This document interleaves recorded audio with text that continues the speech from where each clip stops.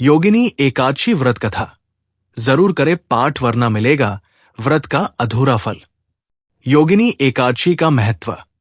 हिंदू धर्म ग्रंथों में हर एकादशी का अपना अलग महत्व बताया गया है।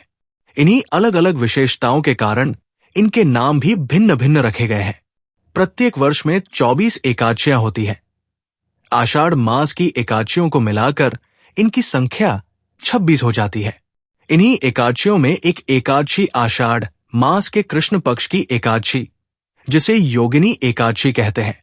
योगिनी एकादशी का उपवास रखने से समस्त पापों का नाश होता है तथा इस लोक में भोग और परलोक मुक्ति भी मिलती है। योगिनी एकादशी व्रत कथा। महाभारत काल की बात है कि एक बार धर्मराज युधिष्ठिर ने भगवान श्री कृष्ण कहा, हे त्रिलोकीनाथ, मैंने ज्येष्ठ माह के शुक्ल पक्ष की निर्जला एकादशी की कथा सुनी। अब आप कृपा करके आषाढ़ माह के कृष्ण पक्ष की एकादशी की कथा सुनाइए। इस एकादशी का नाम तथा महात्म्य क्या है, सो अब मुझे विस्तार पूर्वक बताएं। श्री कृष्ण ने कहा, हे पांडुपुत्र, आषाढ़ माह के कृष्ण पक्ष की एकादशी का नाम योगिनी एकादशी है। इसके व्रत से सभी पाप नष्ट हो जाते हैं। ये व्रत इस लोक में भोग तथा परलोक में मुक्ति देने वाला है।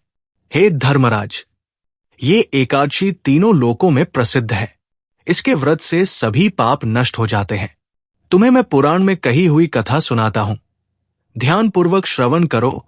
कुबेर नाम का एक राजा अलकापुरी नाम की नगरी में राज्य करता था। वो शिव भक्त था। उनका हेमाली नामक एक यक्ष सेवक था जो पूजा के लिए फूल लाया करता था।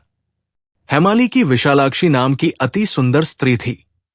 एक दिन वो मानसरोवर से पुष्प लेकर आया, किंतु कामासक्त होने के कारण पुष्पों को रखकर अपनी स्त्री के साथ रमण करने लगा। इस भोग विलास में दोपहर हो गई। हेमाली की राह देखते देखते जब राजा कुबेर को दोपहर हो गई तो उसने क्रोधपूर्वक अपने सेवकों को आज्ञा दी कि तुम लोग जाकर पता लगाओ कि हेमाली अभी तक पुष्प लेकर क्यों नहीं आया। जब सेवकों ने उसका पता लगा लिया तो राजा के पास जाकर बताया, है राजन, वो हेमाली अपनी स्त्री के साथ रमण कर रहा है। इस बात को सुन राजा कुबेर ने हेमाली को बुलाने की आज्ञा दी। डर से कांपता हुआ हेमाली राजा के सामने उपस्थित हुआ। उसे देखकर कुबेर को अत्यंत क्रोध आया और उसके होंठ फड़फड़ाने लगे। राजा ने कहा, अरे अधम, तूने मेरे परम पूजनीय देवों के भी देव भगवान शिवजी का अपमान किया है।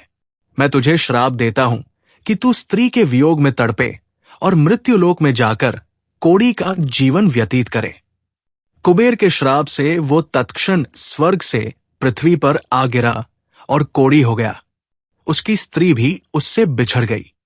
मृत्युलोक में आकर उसने अनेक भयंकर कष्ट भोगे, किंतु शिव की कृपा से उसकी बुद्धि मलिन न हुई और उसे पूर्व जन्म की भी सुध रही।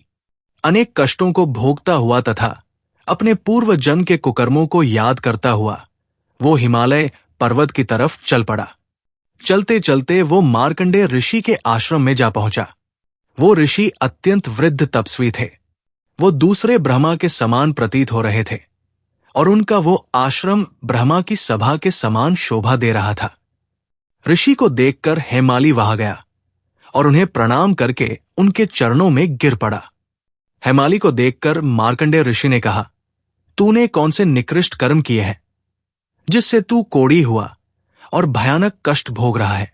महर्षि की बात सुनकर हेमाली बोला, हे मुनिश्रेष्ठ, मैं राजा कुबेर का अनुचर था।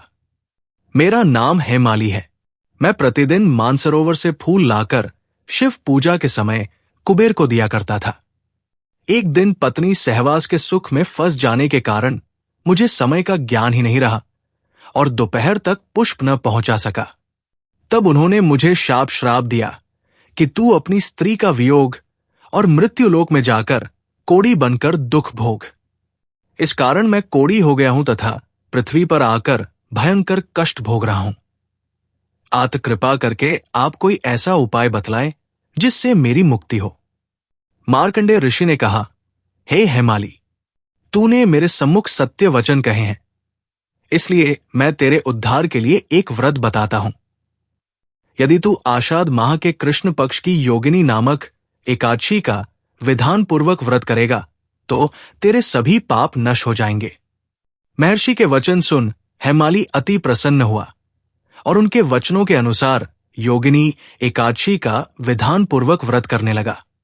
इस व्रत के प्रभाव से अपने पुराने स्वरूप में आ गया और अपनी स्त्री के साथ सुखपूर्वक रहने लगा। भगवान श्री कृष्ण ने कहा, हे राजन, इस योगिनी एकादशी की कथा का फल 88,000 ब्राह्मणों को भोजन कराने के बराबर है। इसके व्रत से सभी पाप नष्ट हो जाते हैं और अंत में मोक्ष प्राप्त करके प्राणी स्वर्ग का अधिकारी बनता है।